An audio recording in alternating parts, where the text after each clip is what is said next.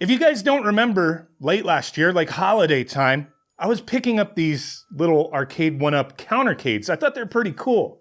This was one of the first ones I got, the Marvel Superheroes one.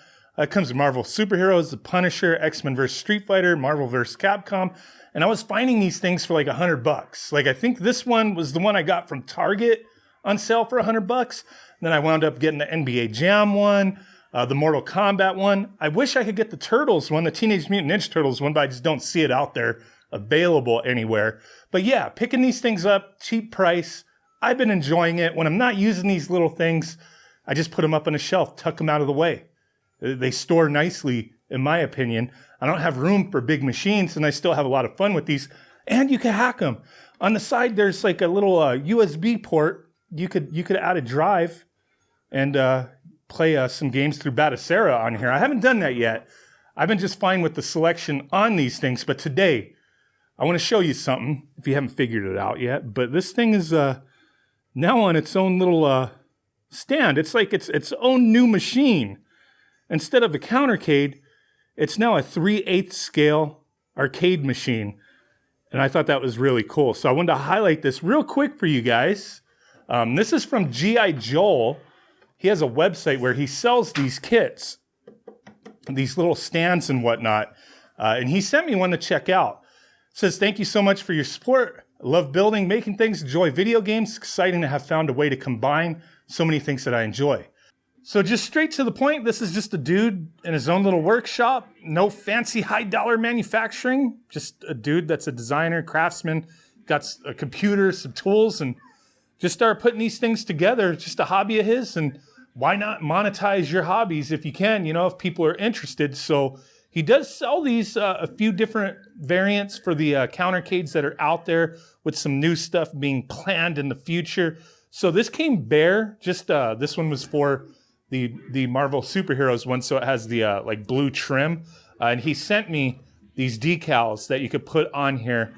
There's like these basic ones that you just put on the bottom, and then there's also these full-length ones that you could cover up the original artwork and have it like seamless. Here, I'll show you that real quick. I thought this was pretty cool, but I just put the basic one on for now. Maybe at some point I'll get this one on there. But it came with the whole kit with a little squeegee to get it on there, a little blade to trim it. I tried to do my best getting this thing on there. It's easily like removed if you screw up and you need to realign it, which I did wind up having to do on one side. But yeah, I think it looks neat. Now the other thing, when I was putting this together, like it came to me just like this. You don't have to put anything together. It's just boom, here's the base. You got the little like light up coin insert things just for show, just to kind of bring the look together. But it just came base ready to go. Just put this on there. But when I first put this on here, it didn't seem like it was sitting perfectly. So I wound up taking the feet off from this, even though the feet did kind of seem like it was making it a little bit more secure. But it does have like these curves to kind of sit in there. It doesn't like really seem like it's going anywhere. It's not exactly locked in place when you put it on there. When I had the feet on, it did kind of fit a little more snug, but it just wasn't sitting right. So I took them off just to see. But I would imagine if you wanted to keep it this way, this 3/8 scale, you could wind up like putting a brace or something between these two screws, mount it however you want. Like there's numerous ways to go about it if you wanted to do that. Now, what is the appeal of this thing? It looks neat. Is it like practical? Do you need this? I don't think anybody needs it. I just think it's kind of cool. Like now it looks like an actual like arcade machine replica to a degree, having this stand. I think he has plans of making an extension to rise it up even further. But at this 3/8 scale, it is kind of neat. I have this standing desk that I can, move up and down type of thing. And it is kind of cool on here. Like I don't really need this to have this table move up to where it's comfortable to play. But if I have this on like a countertop, kitchen table, whatever, if you got somebody who's like 2 feet tall and they could just like, boom, stand right here, perfect, great. I think this is more of an aesthetic thing. It's functional though, like I said, depending on how you have it set up, it might make it a little more comfortable to play. Like, I don't have any issue playing these games either way. And having this on here, like, it does move a little bit without the feet underneath. Like I said, with the feet on there, it didn't really move around much, but it just wasn't sitting right. So maybe if I keep it this way, maybe I just need to brace it or something. But I'll show you, maybe playing a little bit that I really had no issue. Let me see. Like, it's not like even if you get a little crazy, it doesn't feel like it's just going to fall off or anything like that. But I thought this is really neat. I dig stuff that people in the community do. And if they can make a buck doing it, great on them. If there's a demand, awesome. If not, it kind of is what it is. This is a little bit of a niche thing, right? These little countercades. But hey, maybe you like this aesthetic. And, at the end of the day, if you got one of these pretty cheap and you want to get one of these, kind of make it, look a little bigger, hey, why not?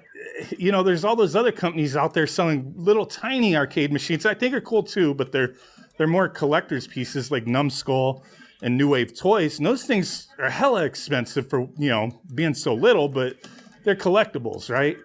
This right here, yeah, I think it's kind of cool if you're into it, right? So just wanted to share that with you. I'll put a link down below for the G.I. Joel website if you want to grab one from this guy. They're made to order type of thing. Decent quality, it seems, like very sturdy. It also has where, like on the back, you get this cable so you can link it and the lights go through for the coin things. And you do have these speaker grills to where, if you remember on this thing, the speaker's like underneath. So this kind of, let me set this down. This kind of dips down a bit. And, so the sound can kind of bounce through and hit those holes there. So you kind of helps guide the audio a bit, because this would be muffled just on a table. So this kind of, I think it helps a little bit with that.